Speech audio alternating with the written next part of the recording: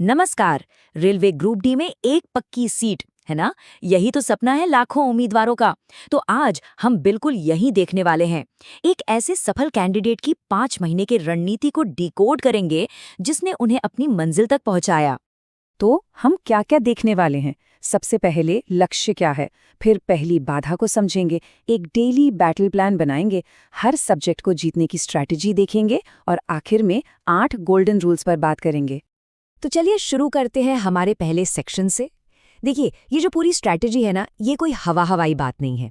ये एक ऐसे कैंडिडेट के पर्सनल स्टडी प्लान पर बेस्ड है जिसने ये एग्जाम क्रैक किया है। मतलब ये एक प्रूवन पाथ है। और उस कैंडिडेट का कहना क्या है कि अगर इस स्टडी प्लान को कंसिस्टेंसी और ईमानदारी से फॉलो किया जाए तो सिलेक्शन 100% पक्का है।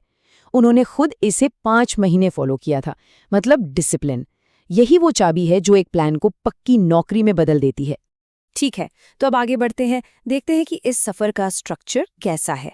और इसकी शुरुआत होती है पहली और सबसे बड़ी चुनौती से, द कंप्यूटर बेस्ड टेस्ट। देखिए, सिलेक्शन प्रोसेस में 4 मेन स्टेजेस हैं: सीबीटी, फिर फिजिकल टेस्ट, डॉक्यूमेंट वेरिफिकेशन और मेडिकल। लेकिन हमारा पूरा फोकस, पूरा का पूरा ध्यान आज पहले और सबसे इंपॉर्टेंट स्टेज पर रहेगा, सीबीटी।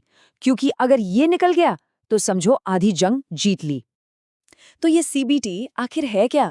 देखिए, 100 सवाल 90 मिनट, जनरल साइंस और मैथ्स के 25-25 सवाल, जनरल अवेयरनेस के 20 और सबसे जरूरी जनरल इंटेलिजेंस एंड रीजनिंग के 30 सवाल। मतलब सबसे ज्यादा वेटेज रीजनिंग का है। यही वो सेक्शन है जो असल में गेम चेंजर साबित हो सकता है। और एक चीज का और ध्यान रखना है, नेगेटिव मार्किंग। यहाँ 1/3 की नेगेटिव मार्किंग है। सीधा सीधा हिसाब है, 3 गलत जवाब दिए तो 1 सही जवाब का नंबर गया।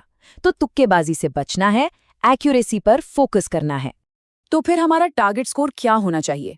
देखिए, पिछली कट ऑफ क्या थी, कैटेगरी क्या है, ये सब भूल जाइए। एक ही टारगेट दिमाग में रखिए, 80+। 80 से ज्यादा का रॉ स्कोर। ये वो मैजिक नंबर है जो आपको सेफ जोन में ले आएगा, नो मैटर व्हाट। ओके, तो एग्जाम का ब्लूप्रिंट तो समझ आ गया। अब बात करते हैं उस डेली डिसिप्लिन की जो इस 80+ के टारगेट को हकीकत में बदलेगी। ये रहा वो 10 घंटे का डेली शेड्यूल। सुबह 6 से 9 जीके, करंट अफेयर्स और साइंस। फिर 11 से 2 मैथ्स और रीजनिंग की क्लासेस। शाम 4 से 7 रिवीजन या फिर जो सब्जेक्ट्स कमज़ोर हैं उन पर फोकस। और रात को 9 से 10 पूरे दिन का फाइनल रिवीजन। हाँ, ये डिमांडिंग है, थोड़ा मुश्किल लग सकता है, पर इसे आप एडजस्ट कर सकते हैं। मेन बात घंटों की नहीं, मेन बात है कंसिस्टेंसी की, लगातार 5 महीने तक। ठीक है, डेली प्लान सेट हो गया। अब जरा एक एक सब्जेक्ट के अंदर घुसते हैं और देखते हैं कि हर विषय को कॉन्कर करने की स्पेसिफिक टैक्टिक्स क्या हैं। शुरुआत करते हैं मैथ से। सबसे पहला काम, एक कंप्लीट वीडियो कोर्स पकड़िए। कैलकुलेशन स्पीड पर काम करने के लिए क्लासेस से स्टार्ट कीजिए। बेसिक्स को एकदम रॉक सॉलिड बना लीजिए, तभी एडवांस टॉपिक्स पर जाइए। और हाँ, एक फॉर्मूला चार्ट बनाकर दीवार पर चिपका लीजिए। रोज प्रैक्टिस, टॉपिक वाइज क्विजेज, ये नॉन नेगोशिएबल हैं। अब आते हैं किंग मेकर सेक्शन पर, रीजनिंग। यहाँ सेल्फ स्टडी सबसे बेस्ट है। अल्फाबेट पोजीशंस, नंबर सीरीज, ये सब तो रट लीजिए।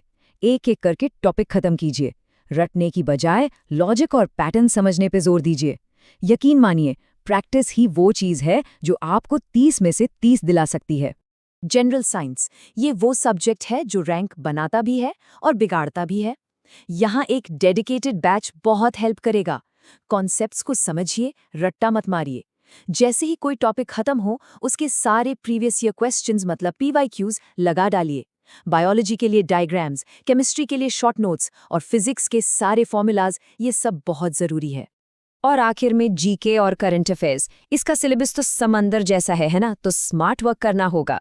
करंट अफेयर्स के लिए किसी एक रिलायबल टीचर की डेली क्लास फॉलो कीजिए। स्टैटिक जीके के लिए यूट्यूब प्लेलिस्ट्स हैं और लूसेंट की जो जनरल नॉलेज वाली किताब है उसे कम से कम 2-3 बार जरूर पढ़िए। पॉलिटी और ज्योग्राफी पर थोड़ा एक्स्ट्रा फोकस रखिएगा।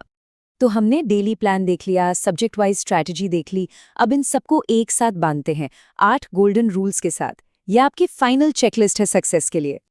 तो ये है वो 8 रामबाण टिप्स। डेली रूटीन फॉलो करना है, स्मार्ट नोट्स बनाने हैं, शॉर्ट ट्रिक्स सीखनी है, रिवाइज करते रहना है और सबसे जरूरी सिलेबस पूरा होने के बाद रोज 1-2 मॉक टेस्ट्स देने हैं PYQs वाले। और सिर्फ टेस्ट देना नहीं है, उसका एनालिसिस करना है, अपनी गलतियों से सीखना है। यही वो आदतें हैं जो मेहनत को रैंक में बदलेंगी। तो पूरी स्ट्रैटेजी का सार क्या है? यही कि सिलेक्शन प्रोसेस भले ही लंबा लगे, लेकिन अगर पहला स्टेज यानी CBT क्रैक कर लिया, तो यकीन मानिए आगे का रास्ता बहुत बहुत आसान हो जाता है। तो ये रहा पूरा ब्लूप्रिंट। कैसे करना है का जवाब तो मिल गया। अब सवाल सिर्फ एक है, क्या डेडिकेशन तैयार है? क्या इसे हर एक दिन बिना रुके फॉलो करने का जज्बा है? जवाब आपके पास है। यदि यह वीडियो अच्छी लगी तो लाइक करें, शेयर करें और सब्सक्राइब करना न भूलें।